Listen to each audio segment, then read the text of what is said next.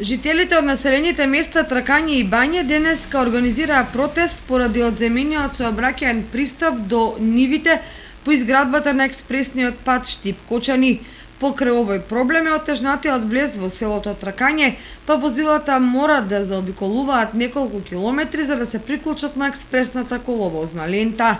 Целта на протестот е да скренеме внимание на надлежните институции кои што веќе 4 години се глуви на нашите барања, каде што за жал ова наше село Тракање, лоцирано од моја лева страна, е одсечено буквално од сите страни, сите локални патишта се блокирани, освен еден, кој што не личи и тој на ништо за жал, али надлежните институции немаа слух да ни кажат кои алтернативни патишта ги имаат предвидено за нас, за нашите полиња. Како пример да посочам, ова поле овде, почнувајќи од село Тракање до село Бање, тотално е одсечено од сите страни. Пристап нема ниту од кај село Бање, ниту од кај село Тракање. Со самиот локален пат, кој е за поздрав, експресниот пат што го прави, а ние немаме ништо против него, треба да се направи. Меѓутоа за добро на народот, а не за зло. Со самото нерешавање на локалните проблеми овде, на локалните патишта, тие ќе ни направат проблем со експресниот пат. Јас не верувам дека луѓето ќе ги остават површините необработливи. Утре ќе имаме проблем како со надлежните институции, така со луѓето што ќе сечат жици, што ќе поминуваат преку патот, каде што нема да биде дозволено. Пред 4 години ја почнавме таа иницијатива. Немаме одговор од ниту една институција. Лично како правен субјект си имам обратено до јавни државни патишта како институција, до Министерство за земјоделие, шумарство и водостопанство, како институција која што користам државно земјиште и плаќам редовно и уредно закупнина секоја година. 10 години наназад веќе. До надлежните институции локални наши, до општината, до надлежното министерство, наше подрачна единица Кочани. Буквално до Министерство за транспорт и врски. До народен правобранител.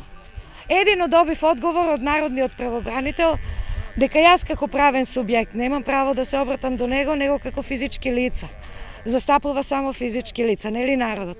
Се обратија господата физички лица, повторно немаме никаков одговор.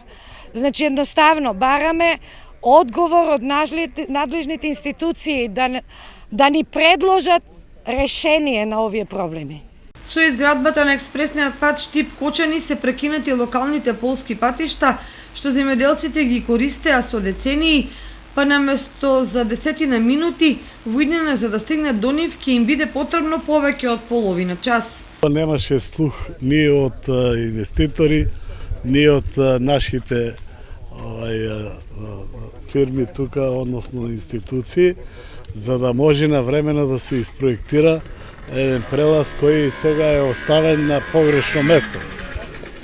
Прелазот кој сега е ставен за атмосферските води, ако беше на 20 метра на стариот пат, пазарџиски пат што се вика, ќе беше решен и атмосферската вода и пролазот ќе си беше на место, немаше да има потреба од овакви проблеми како сега што имаме. Значи, воопшто беше важно да се земат земјиштата, нивите, да се пуште, да се форсира патот, без да се чуе нашиот интерес. Јас имам негде околу 200 декара земја, сега ми е пола од долната страна на патот, пола од горната страна. И сега не можам да комуницирам.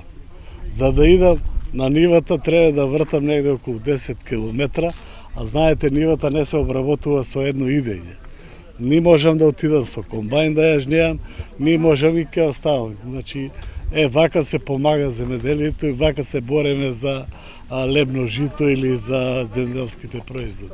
Жителите кои што протестираа, сопственици на земјоделско земјиште, изјавија дека повеќе пати ги доставувале своите барања до ресорното министерство и до јавното претпријатие за државни патишта, а за овој проблем бил информиран и народниот правобранител.